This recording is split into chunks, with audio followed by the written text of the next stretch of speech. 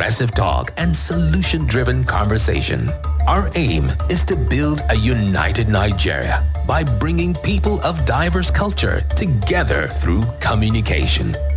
Enjoy listening to 93.7 Citizen FM. We are more than just a radio station. We are a part of your life.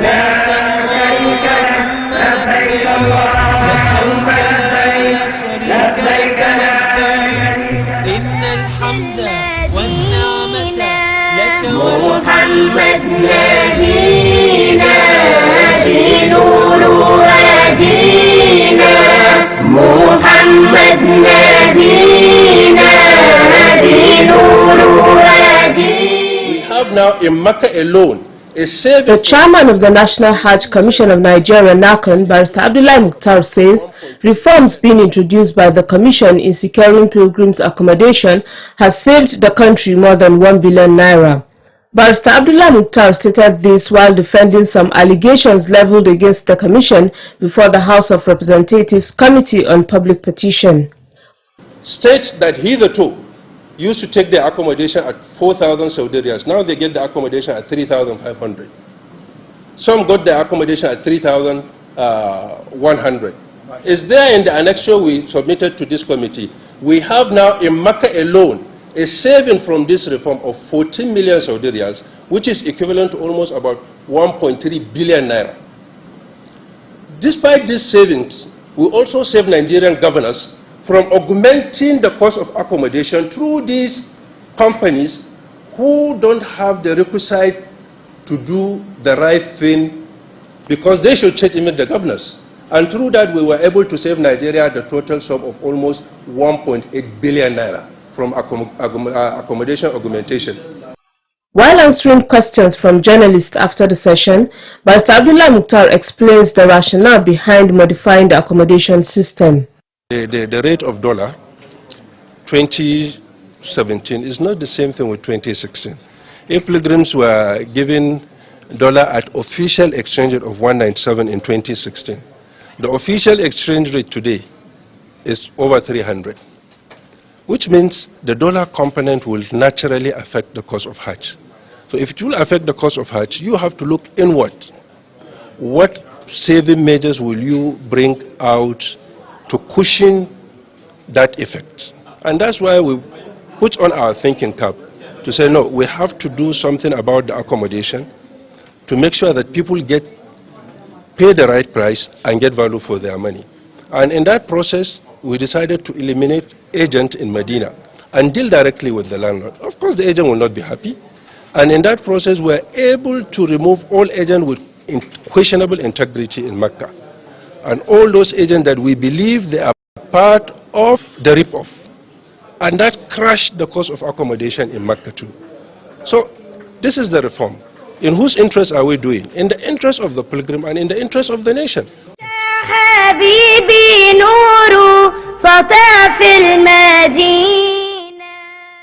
Meanwhile, observers of Hajj management in Nigeria have reacted to this development, describing the accommodation reforms as a positive step taken by Nahcon towards improving one key component of the Hajj exercise.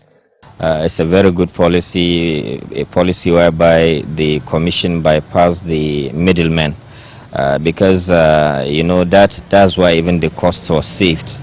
About $12.something million, and you know, by extension that will reflect in the general Hajj fare for the year, hopefully, inshallah. They have discovered new ideas and how to help the pilgrims in Nigeria, as well as how to save some money for the government of Nigeria. Eventually, they embark on this rapid policy on how to help, especially during this time when the country is in recession, to save some money for the federal government of Nigeria, through the activities of the Hajj they have been doing, especially for 2017. While commending Nahcon for the reforms being undertaken, they advised the Commission to also focus on other aspects of Hajj management such as transportation and BTA, describing them as policy issues that have direct bearing on pilgrims. I believe they are going to sit down and sort out the final price for Hajj, both in terms of BTA and other things, okay? Because right now what remains is that they should be able to fix the final price for the Hajj. All pilgrims nationwide have deposited 1 million naira, okay, and they are working seriously to bring out the difference for the BTA in terms of payments. The major area Nahcon should look at is that area of transportation. Let there be new vehicles for our pilgrims that will convey them from either Jeddah to Mecca, or Jeddah, Medina, Medina, Jeddah, or Jeddah, Mecca, Medina, or whatever, or even the from Mecca to Mashair, or Mashair to Mecca. I think this is a very good a place whereby the Nahcon needs to look into.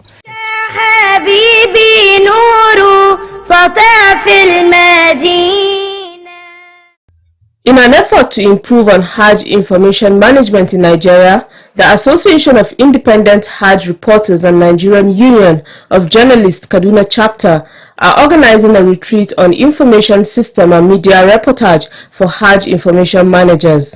National Coordinator of the association, Ibrahim Mohammed, explains that the retreat will explore ways of promoting specialized reporting on information management. Just like we have specialized reporting in media reportage, you have some people who are expert in ICT, business-based, judiciary and everything. But you haven't have anywhere you hear somebody is actually specialized in Hajj reporting. You may have a religious beat, but you don't have people who specialize in Hajj reporting. And as you know, Hajj is a spiritual purification exercise that has some reflection on emotion, you know, and a highly sensitive issues. And there are some terms used in Hajj reporting that even the reporters who wrote the story will not be able to tell you the actual meaning, the expressive or even the applicable meaning of such terms. And it has effect not only on the operation, it has effect on the psychology of pilgrims into be able to carry out their spiritual obligation to satisfy the creed issued by Almighty Allah in that respect. So, the coordinator says the primary target for the program are chief executives of state pilgrims boards, journalists covering Hajj activities across the country, public relations officers of state pilgrims boards, and Hajj service providers, among others. But how then will this benefit the ordinary Nigerian pilgrims? Now, with the Hajj information managers acquainted with the basic laws, with the basic rules and regulations of Hajj, they will be able to, during enlightenment campaign, pass this particular information back to their various pilgrims, which will also bring orderliness and cohesion, and will not lead to any further embarrassment to Nigeria. Because during Hajj, all pilgrims are ambassadors of Nigeria. You committed a crime there, the larger image is in Nigerian pilgrims, not pilgrims only. That the word Nigeria is very, very matter to us.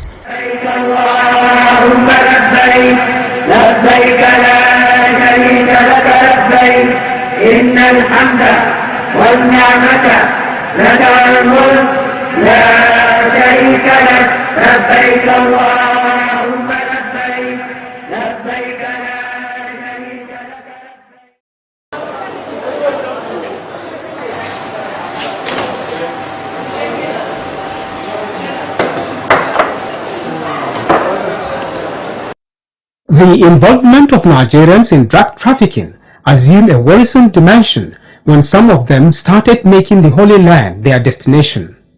It is most pronounced during Umrah and Hajj pilgrimages. Though arrests are usually made and the culprits tried and imprisoned by the Saudis, the dent on Nigeria's image has become a major talking point. The concern is with the effect of such criminal acts on the smooth running of Hajj activities. Worried by this problem, the National Hajj Commission of Nigeria, Nahcon, is advocating for a strategic action plan to tackle increasing incidents of illegal drug trafficking involving Nigerian pilgrims.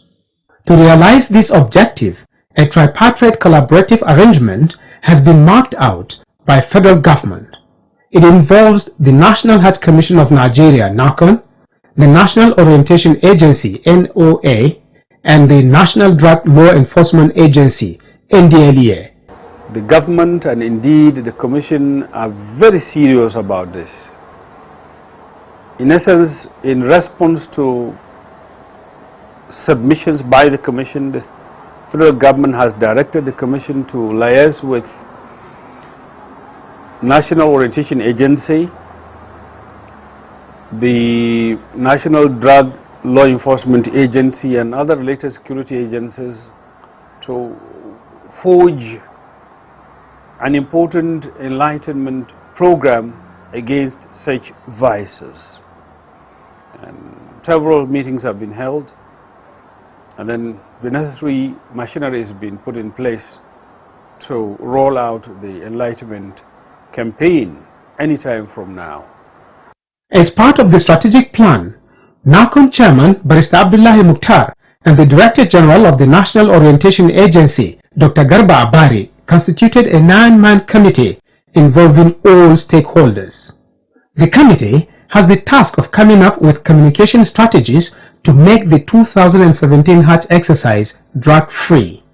This is coming against the backdrop of the 2016 Hajj incident in which 3 Nigerian pilgrims were arrested in Saudi Arabia on allegations of drug trafficking. 2 of the suspects were however released after investigations. While inaugurating the committee, Barrister Abdullahi stated that such synergy among stakeholders will go a long way in cleansing the country's image of the activities of criminally minded people masquerading as pilgrims. He stressed that the desire of Nahcon is to have a drug-free report in future Hajj operations beginning from this year. Dr. Garba Abari, in his remarks, lamented that the traffickers do not only endanger themselves, but also cause monumental embarrassment to the nation. He disclosed that the agency is embarking on advocacy and sensitization campaign at the grassroots on the dangers of drug trafficking. Nahcon Director of Planning, Suleiman Usman, and NOA Director of Human Resource, Balare Besani, are members of the committee. They explain more.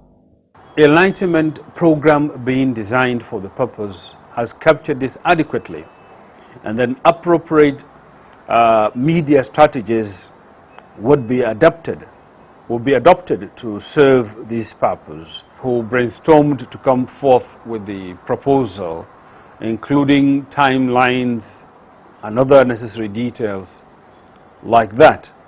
I assure you, the little best we could do had been done, and with the inputs of our bosses, I assure you something robust is going to come out. So this policy of drug trafficking, curbing the essence of drug trafficking, will pass the message down to the COMOS and the state directors, whereby this message will be sent down to the general public, to the intending pilgrims particularly. You see, even if it is just one Nigerian caught with drug trafficking into Saudi Arabia or any other country, it's a great damage to the image of the country and at large, and the Hajj Commission or the Hajj process entirely in particular. So that is why I think the government is more serious about enlightenment on this drug trafficking, so that we can tell the intending pilgrims the ills, the consequences of drug trafficking, to discourage them entirely, and even those that are being used innocently. To further reinforce the fight against drug trafficking, Nahcon has put in place conditions that must be met by intending pilgrims. These conditions require pilgrims to produce, among others, a guarantor in the person of a highly placed citizen who must be either a chief imam of a Jummah mosque within the pilgrim's vicinity, a court bailiff, or a traditional ruler. Reinvigorating the issue of guarantors for each individual and background check for each individual applying to go for the Hajj against this and a lot of other things. Most certainly is the onus rests on the would-be guarantors to be sure of the character of the people they are guaranteeing. Because if I don't know you adequately enough, I don't know the source of your funds, I don't know what activities you get involved in, I don't know if the person wanting me to guarantee him does not have what I consider to be an impeccable character, why should I go ahead and guarantee him? So people should be wary of who they guarantee to go for the Hajj or Umrah because of the obvious implications, the least of which one becomes an accomplice in the act. Drug traffickers must have their reasons for taking advantage of the Hajj period to perpetrate the crime. I believe they think during that period they may meet vulnerable people, people who are innocent, who may not understand, who are going for Hajj for the first time and are excited. Sometimes they use airports that they know that the security is not too good. There are some airports that do not have gadgets to detect all those drugs. So they use those kind of airports to perpetrate their criminal activities. Criminals are criminals, and they have their own ways of going about their criminal activities. And one of such is if they could see a leeway through the pilgrims, through the Hajj process, they would utilize it. With respect to this development, the committee is vigorously advocating for sufficient and effective security at various pilgrims departing centers across the country. The Commission is liaising with all relevant airports in the nation, as well as beefing up security arrangement in Hajj camps prior to the departure of the pilgrims, and a host of other things. We are also packaging a program of enlightenment for even the airport authorities, that is those handling the check-in activities and all that at the airports, for them to be up and doing, and also calling on the government to establish these scanners, because we understand that the airport they use has no scanner, because they were using this manual thing to scan, to look at to check the luggages. So there is need to actually get these modern scanners for detecting whatever that is contraband or that's not allowed to be taken out of the country. At some points, investigations showed that most of the pilgrims caught in transit with drugs were victims of circumstances. That how are we going to save innocent pilgrims who don't even know anything about drug trafficking, but they became victims because of assisting somebody? And you know, in Hajj, it is a program of assisting one another. Now, I will make it very categorical here, and a number of scholars have said it before. Where you don't know a person, and let me add here, even if you know a person, please let him hold his bag and you hold your own. At any point that they'll be checking before you, please don't assist anybody. Let him undergo the screening himself, and you undergo your own screening yourself. Immediately they start this beta, we intend to, apart from the normal Hajj rights that they will be taught on the need to be careful on who they take anything from. Hajj observers bear their minds on why pilgrims are getting involved in drug trafficking. Definitely it's because of money, and you know, these days now we have lost so much value in Now, aspect of life these days, everybody want to get quick money. And again, you know, the issue of world nowadays, things have changed. You understand? The end time is coming. So many people has what God forbidding that we shouldn't do. People are now into it because of ends mean, because they want to make it by all means. Wa'yansu kuma suna shan abin ne, to ba su iya rayuwa ba sai da abin, ka gani? To shine yasa sukan sanya za su dan sa abin a cikin jikinsu don su tafi da shi